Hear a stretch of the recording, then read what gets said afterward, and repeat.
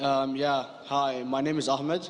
I come from the glorious country of Iraq, and I'm a born Muslim. My problem is that I practiced Islam when I was. Brother, first we request questions from the non-Muslims. Once all the questions from non-Muslims are over, inshallah, we'll give you a chance. Yeah, but I'm telling you my problem only. It's. But you said you're Ahmed and you're a born Muslim. I am born Muslim. But now are you a Muslim or not? I'm agnostic. Oh, so now you have left the religion of Islam. Yeah, I'm confused. Okay, fine. If you have left the religion of Islam, you can ask the question, brother. Okay.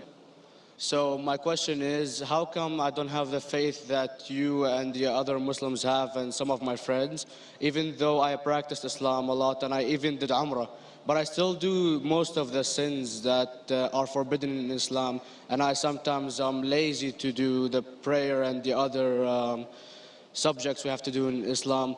I have read many books and about other religions and conspiracy theories and documentaries and such. I even have seen your own videos on YouTube, and there are many questions that go around my head about Allah and the Messenger and Muslims in general. And basically the most important question is, you said in one of your debates or questions that Allah is the creator and He's uncreated. But I have realized, how can the uncreated exist? And if He exists, how can we notice Him? How can we see Him or hear Him or feel Him or know of His existence if He's uncreated in our own dimension or so? That's one of the questions. Brother Ahmed said that he is a born Muslim. He comes from Iraq. He read the Quran, he read the books, but he commits many sins. He believes maybe sometimes he's agnostic and he's lazy for praying. Brother, before I answer your main question, if you do sins and if you're lazy for praying, that does not make you a non-Muslim. As long as you believe that praying is fard, sometimes you miss, it's a sin. It's a major sin that you sometimes don't pray, but that doesn't make you a non-Muslim. If you say praying is not required, then you're doing kufr. But if sometimes you do sin, sometimes minor sin, sometimes major sin, it is haram, it's forbidden, but that does not throw you outside the fold of Islam.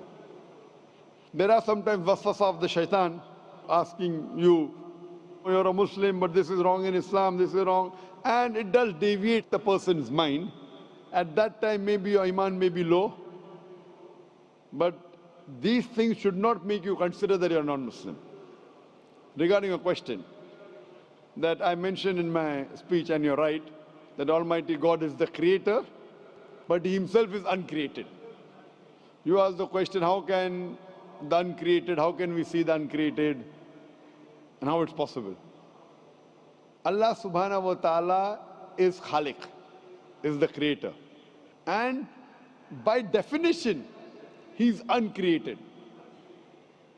Because normally people say that when they try and prove in logic that everything has a creator, who created this table, the carpenter, from where he got, from the tree, who created the tree, so it goes back to Allah. So when many of the people try to convince an atheist, they try and say that everything has a creator, and then they get trapped when the atheist asks him who created Allah. So if you hear my tapes, I never go that way. I ask the atheist that how did you come to know about the universe? How did you come to know about the functioning of the stars, of the sun? And he says, and goes back, that the creator. So it's the vice versa. So if you know how to deal with logic, you don't trip over this problem with the atheist trap, the Muslims or the believers, by saying who created Allah. By definition, Allah is uncreated. And if you ask the question, who created Allah? If you have heard my tapes, I give the reply, that suppose a person comes and says that my brother John. Yeah, I know, I saw that, I heard that's funny, but I mean, how does he exist if he's uncreated? Not that is Allah. Yeah. That's the difference between you and Allah. How does he exist? Means he was existing. He doesn't have a beginning. You and I have a beginning, that's human being. So that's the difference between us and Allah. You can't say that Allah has to be like us. If Allah is like you and me, why should we worship Him? I see, but have you heard of the phenomenon, the Big Brother? used by various orders and political agendas to control the people and such by implementing it into multiple gods. And then later on it became a monotheistic religions all over the world to make it easier for Big the Brother, people sorry, to... I've never heard of the religion Big Brother. It's not a religion. It's like a theory, an idea, basically. For What does it say? Yes? What does this idea say? What does it say? Is that when you have a big brother, it's easier for you to live life. When you have someone watching you the whole time, understanding you the whole time, protecting you the whole time, being with you the whole time, and you can talk to him, although he never talks to you back, maybe in your dreams, due to your mind and such, it's easier for you to live. While a human who does not have a big brother and is not easily controlled into doing so and is having complete freedom is a danger for the major ruling powers and such. What does this say? I don't understand. Big Brother may be the Big Brother may not be the... What does it have to do with Islam and God? What does it have to do? Because basically Allah is watching you the whole time. So you want to say that Allah is like a big brother? Indeed, you use him for your protection so you won't be scared. You know what I mean? See, this is the hypothesis. Hypothesis. If you have heard, how do I convince an atheist? If you have heard my answer, that you said that you're agnostic, you're atheist. Yeah. So first thing I do to an atheist is I congratulate him. What? I congratulate him. Have you heard my answer of atheist? Yeah, you congratulate them and stuff. But I haven't seen your debates with the atheist. I just saw your answers on some questions. Fine, so you haven't seen the answer of atheist?